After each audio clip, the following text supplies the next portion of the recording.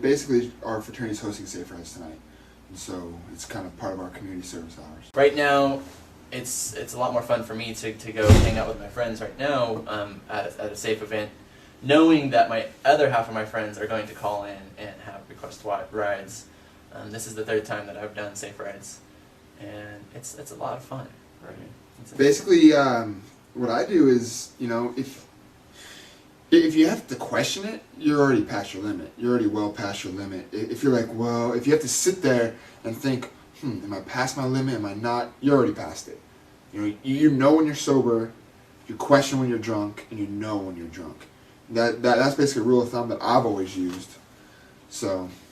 I always think that if you don't know your limit, if you're the first time drinker kind of thing, easiest thing to do is to almost throw a party at your own house, because therefore you can pull in your friends who can watch over you, and then you can base your drinks off of that. And if you get too much, your bed's right there. You can just crash. It's the safest place to go.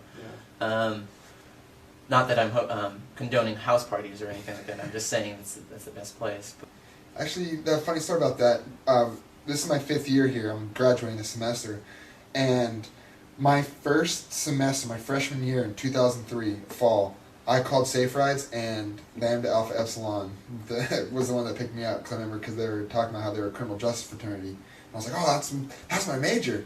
And so my first Safe Rides was LAE, so I've kind of gone full circle with Safe Rides. That's never really happened to me. I kind of think ahead with that. I got a plan, and if not, worst comes to worst, like one time we went out to a bar and everyone ended up getting drunk, and, we know, a lot of my friends are criminal justice majors where one DUI, our entire career is ruined. It'll be on our background investigation and we're done. Right. And so we pretty much, should we risk driving home drunk or just fort the $20 for a taxi? It's not that they're drunk, when they're weighing that, they are buzzed, and that, like I said, that's when you question, is when you're buzzed. You're like, I don't know, and because you can still kind of focus, but not really, and that's why the alcohol blood content level, BAC. The BAC is, it keeps like getting worse and worse and worse, or like more strict, because people, you really can't drive buzzed. You might think you can, but it's worthless. Some people just say, oh, I'm only a mile away, and it's only this, and it's only that. Well, it's only a DUI, it's only an accident, it's only your life. So, yeah, if he has a DUI, then that's, Sac State student or not, you can't be driving inebriated. No matter what happens afterwards, he is charged for something that he should have been able to plan out, like we were talking before. Yeah. I think one of the biggest things, too, specifically here at Sac State, is not a lot of people know about Safe Rides. Not a lot of people know the number. I finally had to program it into my phone the third time that I was here. What's the number? 1-800-GO4-CSUS. I have that memorized.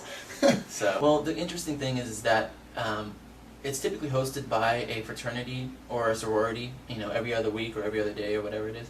Literally, they could just come and walk on in and just say, hey, I want to be here, I want to help, Well, to the basis of that something here happened, that could have been prevented, I think that's the biggest thing. And when I've gone out, like I said, I've had, like, my roommates would be at home watching movies, like, hey, and they know the severity. It's like, I'm drunk, I can't get home. Yeah, they might be mad at me when but I'm sure the person who this DUI is about, if they had a choice of hitting someone and ending someone's life, ending up in jail, or calling the roommate and having the roommate pissed off at him for 24 hours because they woke him up, but still they came and picked him up, I'm pretty sure he would choose the roommate. When you drink, you're inebriated when you drink. So before you drink and you're sober and you're clear-minded, you have to know your choices. You have to lay out a game plan of option A, option B, option C. You have to lay that out.